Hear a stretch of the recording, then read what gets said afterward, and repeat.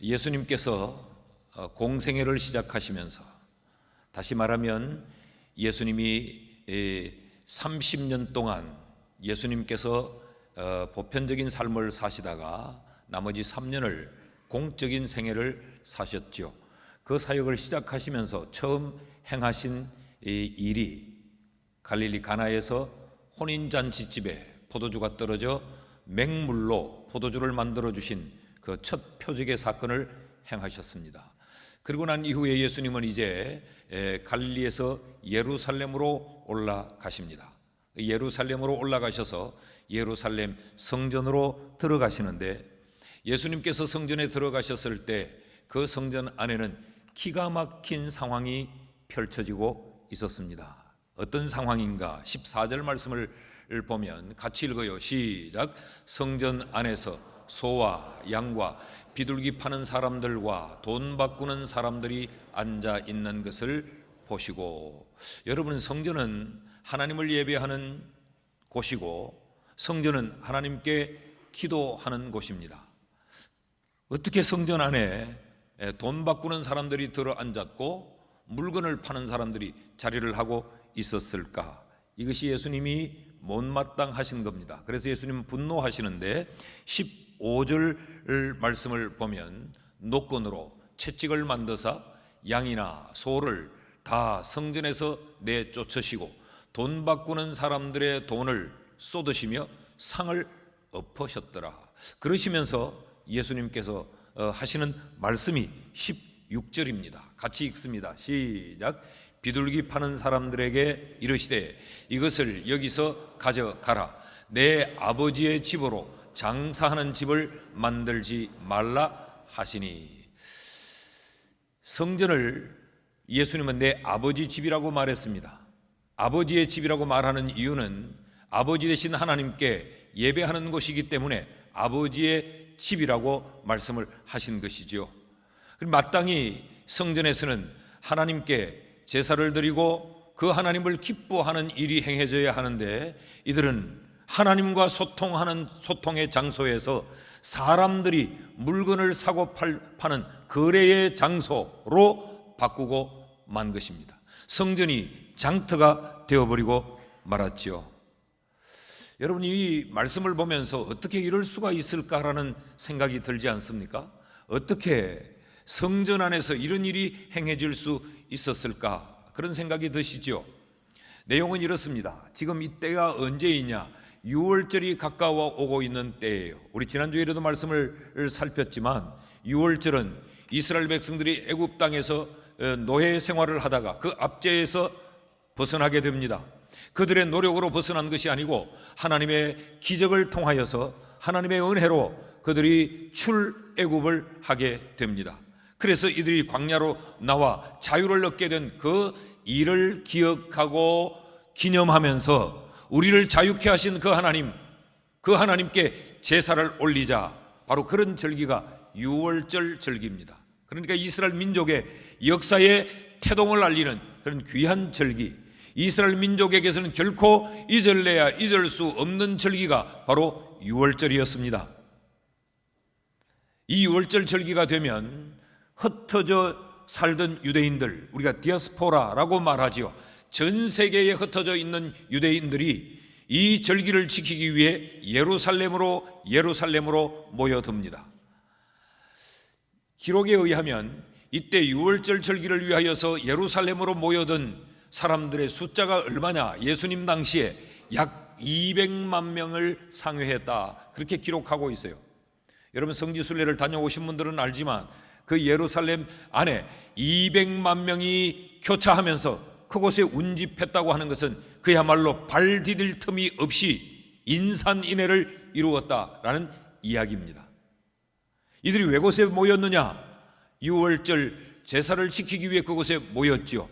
그럼 이들에게 반드시 두 가지가 필요했습니다. 하나는 성전을 출입하면서 성전 헌금, 성전세라고도 말하는데 이 성전세를 지불하고 성전에 들어와 제사를 지내야 했습니다. 그런데 이 성전세를 내는 이 화폐가 그들이 일상적으로 사용하던 화폐가 아니었어요. 그 당시 그들은 생각하기를 세상에서 유통하고 세상에서 살아가면서 사용하던 이 화폐를 성전 안에서 사용할 수 없다. 그래서 그들은 성전 안에서만 통용할 수 있는 성전 화폐를 따로 발행을 했습니다.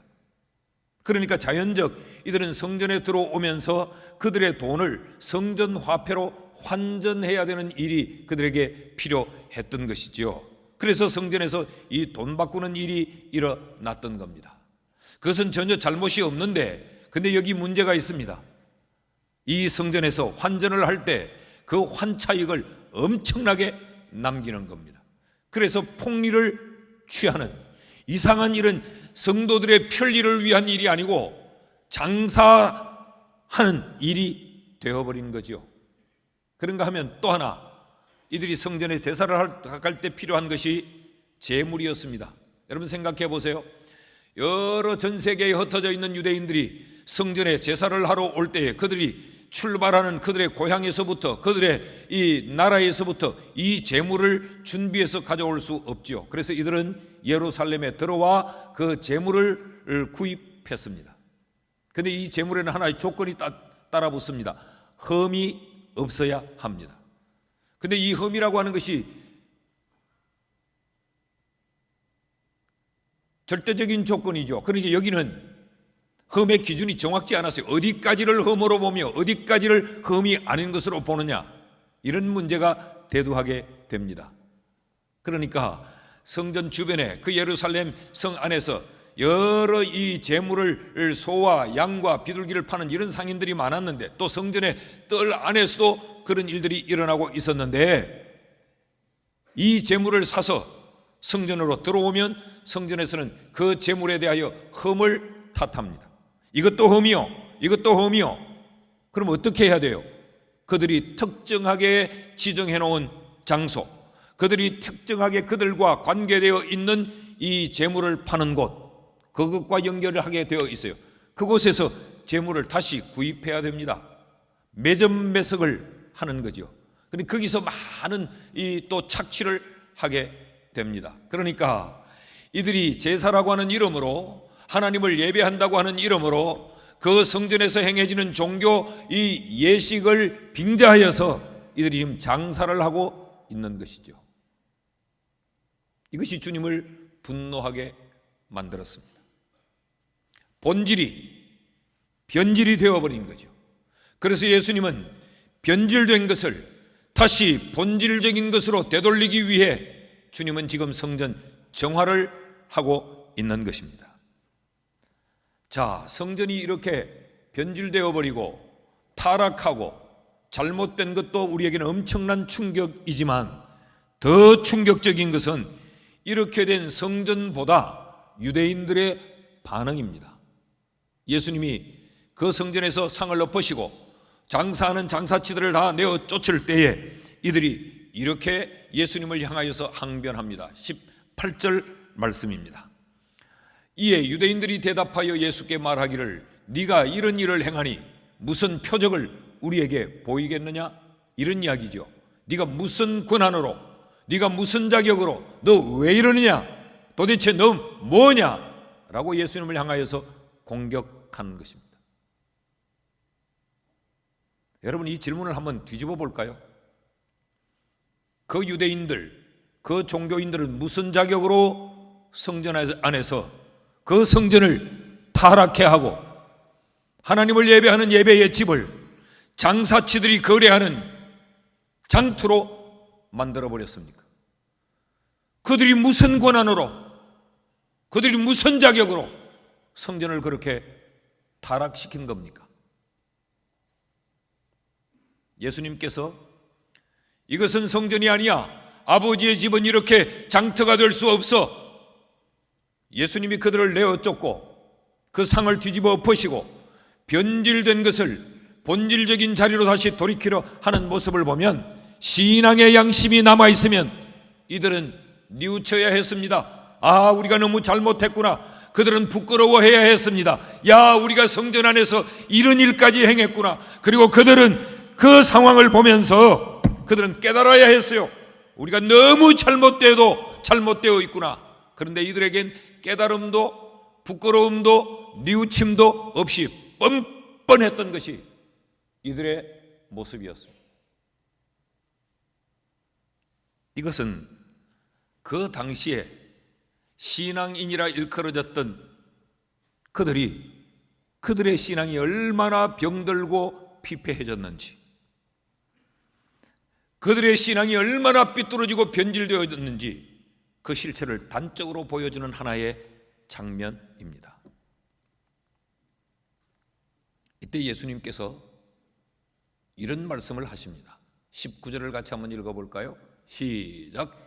예수께서 대답하여 이르시되 너희가 이 성전을 헐라 내가 사흘 동안에 일으키리라. 성전을 허물어라. 그리고 다시 지어야 된다. 성전 재건축을 주님이 지금 말씀하세요. 그런데 이 말씀을, 성전을 허물라는 이 말씀을 예수님은 건물의 이야기를 육체의 이야기로 이어가십니다. 21절 말씀을 볼까요? 그러나 예수는 성전된 자기 육체를 가리켜 말씀하신 것이라. 무슨 이야기인고 하면 성전을 허물으라고 하니까 유대인들이 대단히 충격을 받은 거죠. 이 성전이 46년 동안 지어졌습니다. 지금 이 성전은 어떤 성전을 말하는고 하면 예루살렘 성전을 말하는데 솔로몬이 지은 성전은 이미 다 붕괴가 되어버렸어요. 이들이 포로로 잡혀갈 때, 그리고 다시 이들이 돌아와 성전을, 스룹바벨을 중심으로 해 성전을 지었습니다. 그런데 이 성전이 너무 초라했어요. 유대인들이 늘 마음 아파했습니다. 이 사실을 안 헤롯이, 그들을 지배하고 있던 이 헤롯이 유대인의 환심을 사기 위해서 성전을 지어주겠다고 이야기를 하면서 엄청난 성전의 공사를 합니다. 그리고 뒷돈을 대어주고, 그러니까 이 유대인들은 성전 짓는 일에 아주 몰두를 합니다. 어마어마한 규모의 성전을 짓는데 그 성전을 80년이라는 기간 동안 성전 공사를 합니다.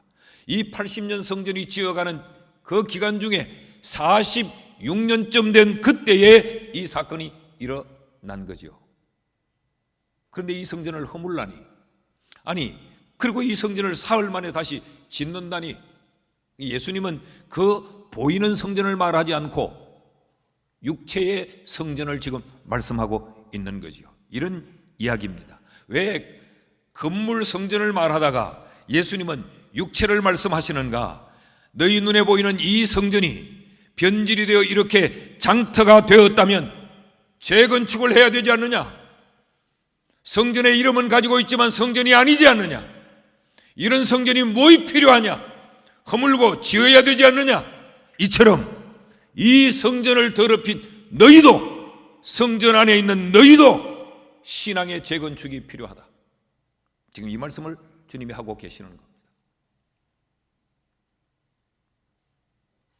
여러분, 신약 성경에서 우리를 성전이라고 부르는 것 아십니까? 고린도전서 3장에 보면 우리를 성전이라고 가르쳐요. 3장 16절 말씀에 보면 너희는 너희가 하나님의 성전인 것과 하나님의 성령이 너희 안에 계시는 것을 알지 못하느냐.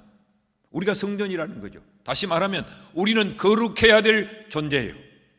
왜? 우리 속에 성령 하나님이 계시기 때문에 우리는 성결하고 거룩해야 돼요. 그러므로 우리는 특정한 시간, 특정한 장소에서만 하나님을 예배하는 것이 아니고 우리의 삶 자체가 예배여야 되고, 내 삶이 예배 드리는 장소가 되어야 되고, 내 인생 이 자체가 하나님 앞에 드리는 제물이 되어져야 한다는 이야기입니다.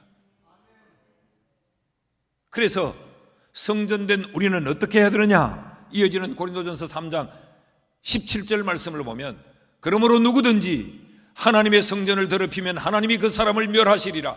하나님의 성전은 거룩한 것처럼 너희도 거룩해야 한다. 타락해버렸고 변질되어 버렸고 하나님의 백성이면서 하나님의 백성답지 못한다면, 그리스도인이라는 이름은 가지고 있지만 참된 그리스도인이 아니라면 신앙의 재건축이 필요하다는 것이죠.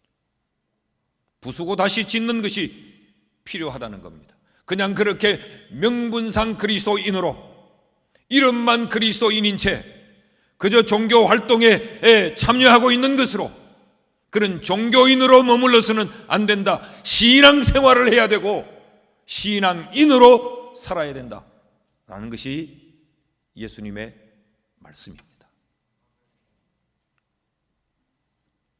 여러분, 오늘 이 말씀이 우리에게 필요한 말씀 아니겠습니까? 우리도 그때의 종교인들처럼 성전을 출입하는 것으로 만족하고 있고 예배에 의식을 진행하고 순서를 진행하는 이것으로 우리는 신앙생활을 다 하고 있는 것처럼 혹 우리는 그렇게 오해하고 착각하고 있지는 않습니까? 내가 종교 활동은 하고 있지만 내가 어느 순간에 변질되어 버렸는지, 우리도 어느 한순간에는 순수했습니다. 우리도 어느 한순간에는 진실했습니다. 내가 예수를 구주로 고백하고 세례를 받으면서 우리는 떨리고 두려운 마음으로 일평생 예수의 사람으로 살겠다고 다짐했던 적도 있습니다. 그래서 찬양할 때 우리의 이 심금이 그 찬양의 가사에 울렁였고, 우리가 하나님 앞에 기도할 때에 정말 진실된 기도를 드렸고, 우리가 어느 한때 그때는 예배할 때 살아계신 하나님이 나의 예배를 지금 받고 있다고 생각하면서 살아계신 그 하나님 앞에 예배를 드렸던 그런 순간이 있었는데, 교회 생활을 반복적으로 이어가면서 신앙의 연륜이 쌓여가면서 교회에서 이런저런 활동을 하면서 그러다가 교회에서 목사가 되고 장로가 되고 권사가 되고 집사가 되면서 우리도 모르는 사이에 신앙인이 아닌 종교인이 되어버리고 신앙생활이 아닌 그저 교회 생활이 되어버리고 있지는 않습니까? 예수님께서 변질된 성전을 정화하려 할 때에 그들인 찔림도 깨달음도 부끄러움도 뉘우침도 없이 오히려 그들의 권리와 주장을 내세웠던 것처럼 수없이 예배를 드리고 엄청난 하나님의 말씀을 들어도 소귀의 경일기처럼 마음에 찔려지지 않고 나를 향하여 주시는 하나님의 말씀으로 받아지지 않고 마음에 새겨지지도 않고 그냥 그렇게 의뢰이 예배에는 설교 순서가 있는 거야. 목사님은 원래 저렇게 핏대를 올리는 거야. 그냥 그렇게 듣고 마십니까? 말씀이 마음에 새겨지지 않으니까 한 주가 지나서 기도하는데 지난주에 말씀이 그 기도 속에 묻어있지 않아요. 다 습관적이고 상투적으로 기도하는 그 기도만 반복하고 있지. 지난주에 받은 그 말씀이 한 주를 사는 동안 내 삶의 현장에서 되새김질되고 나누어지지 않아요. 내 삶에 아무런 영향도 끼치지 못해요. 그것은 내가 신앙생활을 하고 있지 않다는 반증입니다. 내가 그냥 종교생활을 하고 있다고 하는 가르침이에요. 여러분의 예배는 어떻습니까? 구원의 기쁨과 감격이 있습니까? 지금 예배하고 있는 이 시간에 살아계셔서 내 예배를 받고 계시는 하나님, 그분께 예배한다는 마음이 우리에게 있나요? 마치 연극을 보러 안 관객처럼 영화 한 편을 때려 간 그런 구경꾼처럼 그냥 그렇게 예배하고 있지는 않습니까? 여러분, 기도의 삶은 어떻습니까? 얼마나 기도하십니까? 기도를 통하여 하나님과 교제하는 삶이 우리에게 있습니까? 하나님께 묻고 하나님의 답을 듣고 나의 아픔을 그 하나님께 아뢰고 그 하나님으로부터 들려지는 말씀으로 내가 위로를 받고 내 인생에 풀려지지 않는 매듭을 하나님과 교제하는 기도를 통하여서 답을 얻어 그 문제를 풀어내고, 우리의 삶이 그런가요? 여러분의 삶의 기준과 여러분의 삶의 방법이 하나님의 말씀입니까? 아니면 여러분이 살아온 여러분의 경험, 여러분이 가진 지식이 여러분 삶의 기준이고 방법입니까? 이 말씀에 자신이 없으면 우리 성전을 재건축해야 됩니다. 우리의 신앙을 다시 새롭게 정화해야 합니다. 종교인이 아닌 신앙인으로. 아멘입니까? 여러분, 종교 생활이 아닌 신앙 생활로 바꿔야 합니다. 어떻게 해야 하나? 그럼 어떻게 해야 하는가? 예수님께서 성전을 정화하신 그 내용을 주목해 보면 거기서 우리가 답을 얻을 수 있습니다. 첫째로, 성전을 변질케 한 것들을 쫓아내야 합니다. 신앙을 변질시키고 비신앙적인 것, 신앙을 더럽힌 것, 은혜를 상실하게 한 것, 우리에게 소망을 헛되게 한 것, 이런 것들을 더 쉽게 설명할까요? 내가 참된 그리스도인으로 살지 못하도록 내 속에 들어와 있는 것들을 쫓아내야 우리가 참된 신앙인으로 살아갈 수 있는 거죠. 예수님의 행동을 보십시오. 14절 말씀을 보시면 성전 안에서 소와 양과 비둘기 파는 사람들과 돈 바꾸는 사람들이 앉아 있는 것을 보시고, 예수님의 성전 정화는 이것으로부터 시작됐어요. 그걸 주님이 보셨어요. 성전 안에 들어 앉아 있는 것. 14절을 다시 띄워주시겠습니까? 성전 안에 소와 양과 비둘기 파는 사람들과 돈 바꾸는 사람들이 앉아 있는 것을 보셨다. 성전 안에 앉아 있는 것이 무엇인지를 봐야 됩니다. 내 속에 들어앉아 주인의 보좌에 앉아 있는 그것이 예수냐? 아니면 신앙을 방해하는 것들이냐? 이걸 보셔야 합니다. 그래야 쫓아낼 수 있어요. 무언지를 봐야 쫓아낼 수 있지 않겠습니까? 여기 물건을 파는 사람들, 돈을 바꾸는 사람들, 이들이 누굽니까? 거래하는 사람들이죠. 이 거래하는 사람들이 누굽니까? 성전을 장터로 바꾸어 버린 사람들. 여러분, 우리 속에 들어앉아서 성전인 우리를, 거룩한 삶을 살아야 되는 우리를 더럽히고 변질시키고 추하게 만드는 것들이 무엇입니까? 이들은 지금 뭘 가지고 거래를 하고 있습니까? 소와 양과 비둘기와 돈, 이런 것들입니다. 이런 것들은 이들의 재산입니다. 이들이 이것을 모으기 위해, 이것을 거머쥐기 위해 이들은 땀 흘리고 수고하며 살았어요. 또 성전 안에서 행해지고 있는 것도 그것들을 통하여서 더 많은 것을 가지기 위해 지금 폭리를 하고 있는 것이죠. 그러니까 이것은 인간이 살아가면서 가장 귀하다고 생각하는 것들이에요.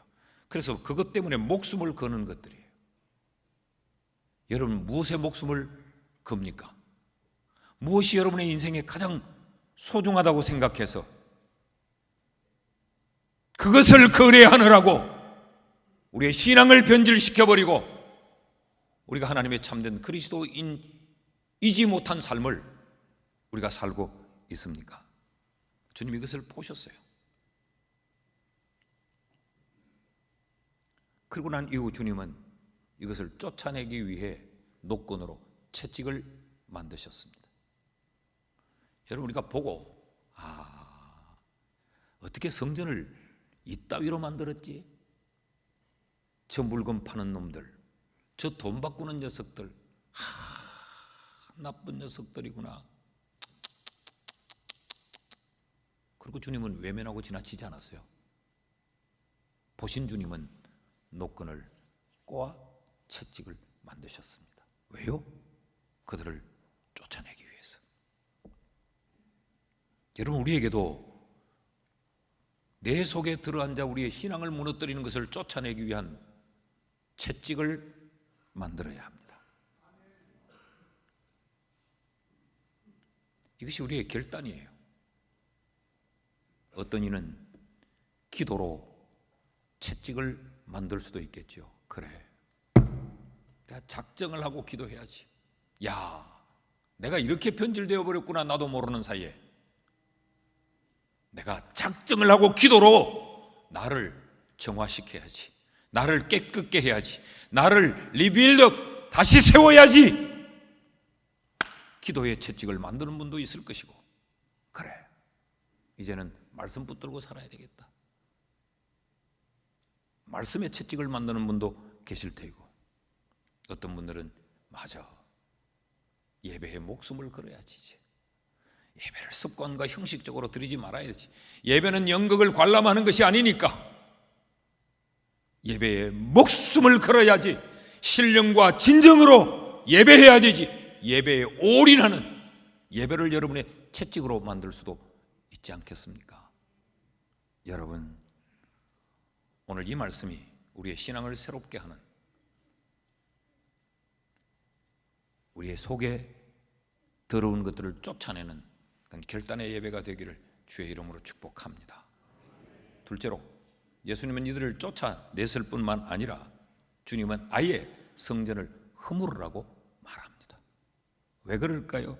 여러분, 쫓아내는 것만으로는 부족했기 때문에 그렇습니다. 여러분, 우리의 경험으로도 충분히 우리는 알 수 있어요. 우리의 지난 인생에 우리가 결단을 한 번, 두 번 한 것은 아닙니다. 수없는 결단을 했지만 그 결단이 또 무너져 버리고 또 무너지지 않았습니까? 송구영신 예배를 드리면서 우리는 회개하고 결단하고 2022년을 시작했는데, 이제 2022년에 마침표를 찍기 한 달여를 남겨둔 지금 이 시점에 보면 그때의 결단은 흔적조차 없이 사라져버리고, 여전히 내 속에 주님이 주인으로 들어앉아 있지 않고 우리의 욕심이 주인으로 들어앉아 있는 것을 우리가 보지 않습니까? 그래서 지금 주님께서는 성전을 허물어야 된다고 말씀을 하세요.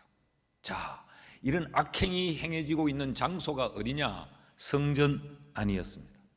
예수님이 성전 안에 들어가시니까 이런 일이 일어난 거지요. 성경에는 성전을 표시하는 단어가 두 개가 있습니다. 신약 성경에 기록된 이 헬라어로 하나는 히에로스라는 단어요, 하나는 이 나오스라는 단어예요. 히에로스라는 이 단어는 굉장히 광의적인 그런 의미입니다. 성전 건물도 말하고 성전 안도 말하고 성전 밖의 뜰도 말하고 이 전체를 히에로스라고 말해요. 우리 같으면 이런 거죠. 이 건물이 반야울 교회이면서 저 뒤편에 있는 우리 주차 빌딩도 반야울 교회예요. 카페도 반야울 교회, 저 역사관도 반야울 교회, 이 전부가 다 반야울 교회죠. 이렇게 칭하는 단어가 히에로스라는 단어예요. 나오스라는 단어는 어떤 의미를 가진 단어냐? 이 성전 가운데서도 가장 중요하고 가장 깊고 그 성전의 본연의 기능을 가진 그곳, 우리로 보면 이 예배의 처소가 되는 거죠. 오늘 우리가 읽었던 이 본문에 5번 성전이라는 단어가 등장을 하는데 14절과 15절에는 성전 전체를 말하는 히에로스라는 단어가 쓰여지고 있고, 여기 19절, 20절, 21절에는 나오스라는 단어가 쓰여지고 있는데, 예수님께서 유대인들과 성전을 가지고 설전을 벌일 때 사용된 단어는 나오스라는 단어예요. 성전의 본래의 기능에 대하여서 지금 언쟁을 하고 있는 겁니다. 그러니까 성소가 장터가 되어버렸다는 이야기죠. 이 말은 갈 때까지 갔다는 이야기예요. 원래는 어떻게 해야 되느냐? 이 성전 건물 밖에 저 이방인들의 뜰에서, 이 유대인들은 그렇게 구분하고 분리하는 걸 좋아해서요. 이방인들은 여기 요 뜰에서만, 여자들은 요 뜰에서만, 이걸 철저하게 분리했어요. 그러니까 이방인들의 뜰에서 이 재물을 사고 파는 그런 행위를 했어야 되는데, 이게 성전 안에 들어와서 지금 주객이 전도가 되어버리고 만 것입니다. 이것은 지금 이들의 타락과 변질의 심각성을 말합니다. 갈 때까지 갔다는 겁니다. 그러니 내 쫓는 것만으로 안 된다는 거죠. 허물어버려야 된다. 그리고 다시 지어야 한다는 거죠. 19절 말씀을 다시 보면, 그래서 예수께서 대답하여 이르시기를 너희가 이 성전을 헐라 내가 사흘 동안에 세우리라. 너희들 허물어라 내가 다시 세우리라 라고 말씀을 하세요. 우리를 허무는 것은 어떤 것일까? 어떻게 하면 우리를 허물을 수 있느냐? 죽어야 합니다. 이 죽음은 생물학적인 죽음을 말하지 않아요. 영적인 의미에서의 죽음을 이야기합니다. 갈라디아서 5장 24절 말씀에 보면 그리스도 예수의 사람들은 제대로 된 참된 그리스도인이 되려면 육체와 함께 그 정욕과 탐심을 십자가에 못 박았어야 한다, 그런 이야기. 정욕, 탐심, 이것이 성전 안에서 자행되고 있던 성전을 장터로 만들어버린 그 주된 범인 아닙니까? 이걸 십자가에 못 박아야 한다. 마태복음 16장 24절에서는 이에 예수께서 제자들에게 이르시되 누구든지 나를 따라오려거든 구경꾼이 아니고 진실로 제자가 되려면, 참된 그리스도인이 되려면 자기를 부인하고 자기 십자가를 지고 나를 따를 것이니라. 십자가를 져야 된다. 죽어야 된다. 그런 이야기죠. 십자가에 못 박아야 된다. 죽어야 된다. 그런 이야기예요. 어떻게 하면 십자가에 못 박는가? 우리도 예수처럼 우리의 몸뚱아리를 십자가에 매달아야 하는가? 십자가에 못 박혀 죽으신 예수 그리스도를 통하여 우리를 십자가에 못 박을 수 있습니다. 그래서 성전을 허물으라라고 하는 것에서 끝내지 않고 성전을 온전히 허물고 다시 세우기 위해서 주님은 세 번째 처방을 말씀하십니다. 너희를 내게 의탁해라 라고 말합니다.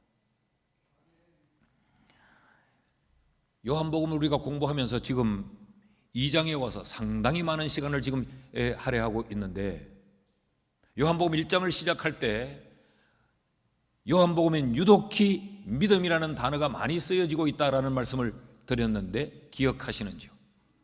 마태복음에 19번, 마가복음에 19번, 누가복음에 12번, 그러니까 마태, 마가, 누가, 복음, 이 세 복음서를 우리는 공관복음이라고 말하죠. 이 복음서에 믿음이라는 단어가 50번 사용이 됐습니다. 그런데 요한복음 한 권에 믿음이라는 단어가 78번이 사용되고 있습니다. 굉장히 믿음을 강조하고 있는 것이 요한복음이죠.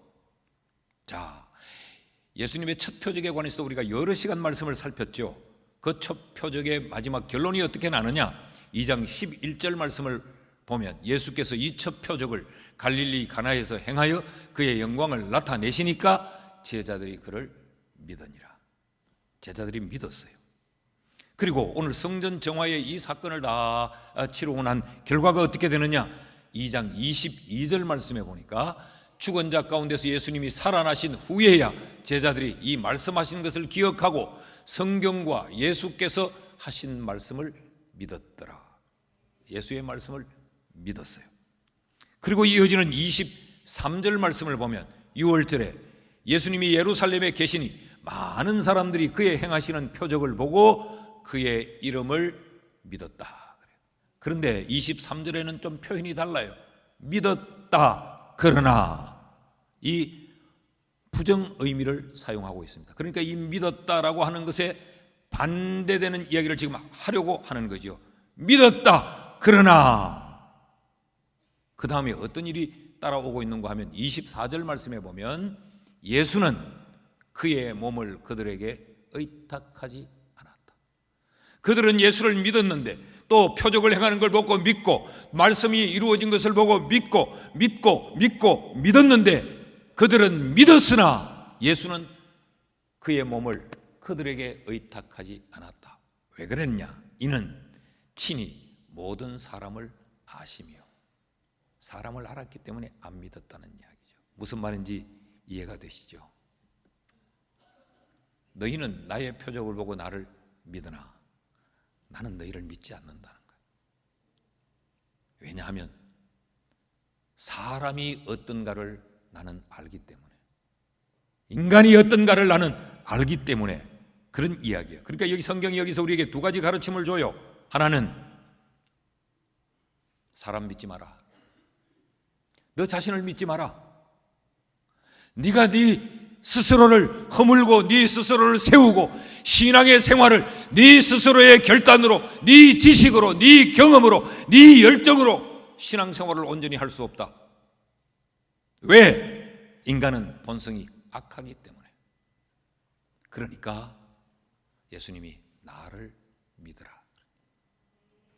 너를 너 자신에게 의탁하지 말고 네 자신을 내게 의탁해라, 그런 말이에요. 여기 의탁하다라고 하는 이 표현, 24절 말씀을 한번 다시 띄워주시면, 예수는 그의 몸을 그들에게 의탁하지 아니하였으니, 여기 의탁하다는 이 말도 피스티오, 믿음이란 말이에요.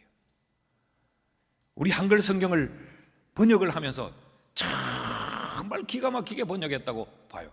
똑같은 믿음이라는 단어인데 하필 여기에 와서는 그 믿음이라는 표현을 의탁이라는 표현으로 바꿔서 번역을 하는데, 이것은 실수로 했는지 어떻게 했는지는 모르지만 기가 막힌 표현이에요. 예수님은 인간을 아시기 때문에 인간에게 의탁하지 않았어요.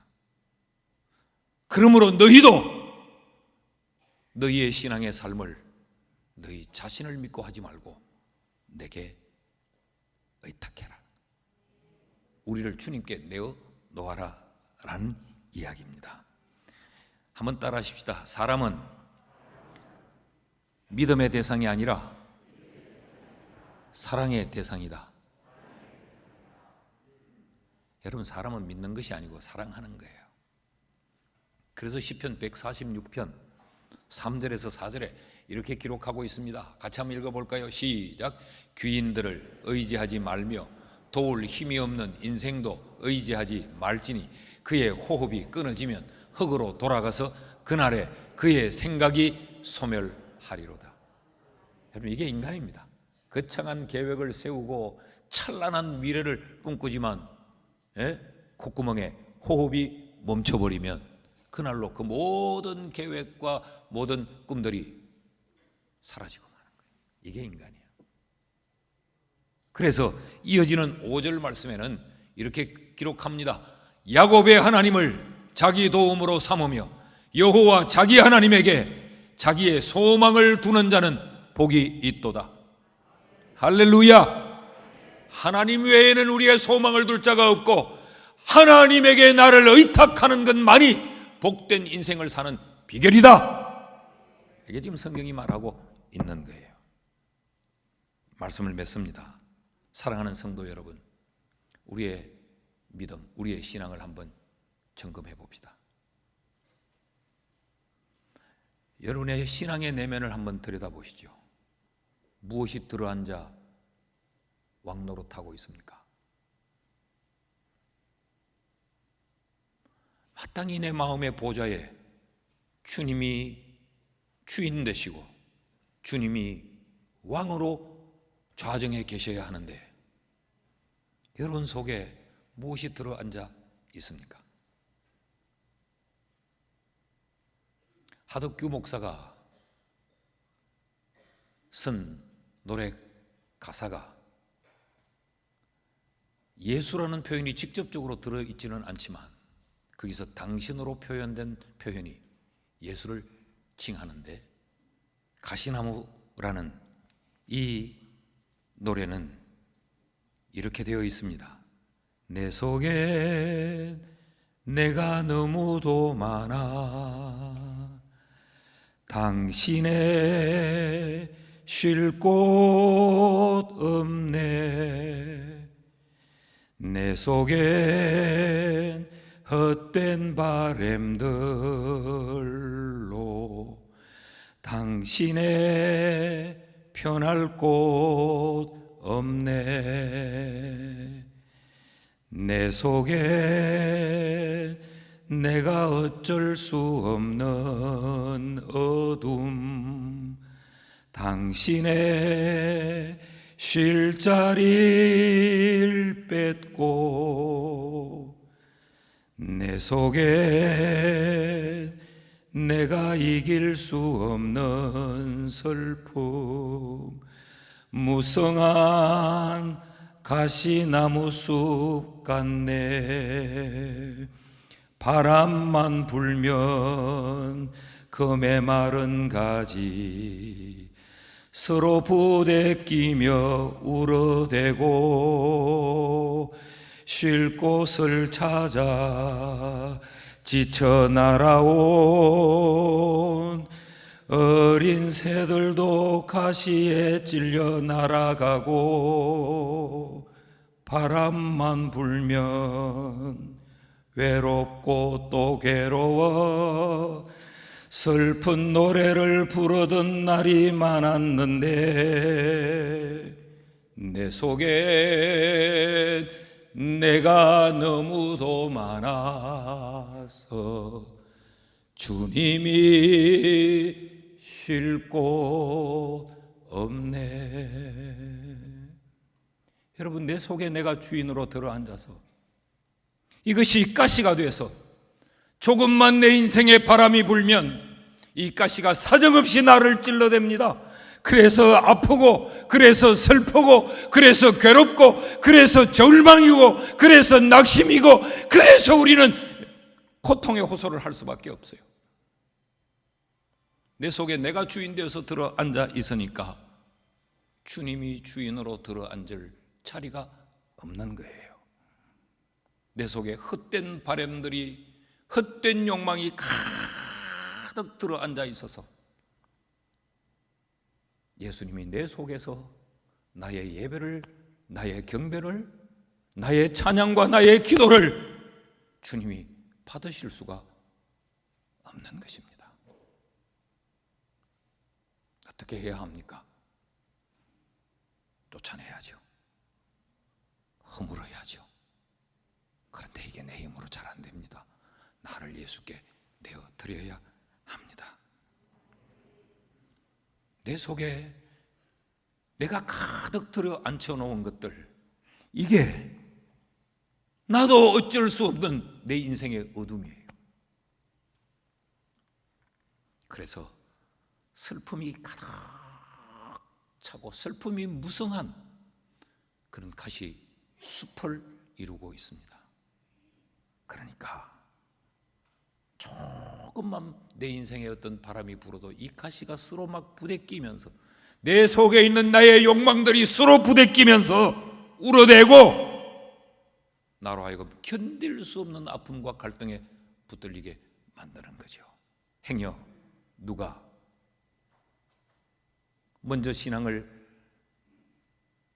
내가 신앙생활을 하고 있기에 내게 좀 기대어서 내게 좀 도움을 입어볼까 해서 나를 찾아오다가도 오히려 내 속에 있는 내 가시에 그 이마저도 찔려서 아파하고 상처받고 나를 떠나게 되는 참 참혹한 삶을 우리가 오늘 살면서, 그러면서도 아무렇지도 않은 것처럼 오늘 먹을 양식이 있고, 오늘 들어가 누울 집이 있고, 오늘 내 곁에 남자가 있고 여자가 있고, 내가 타고 돌아다닐 수 있는 자동차가 있으니 별일 없는 것이 그렇게 살지는 않습니까?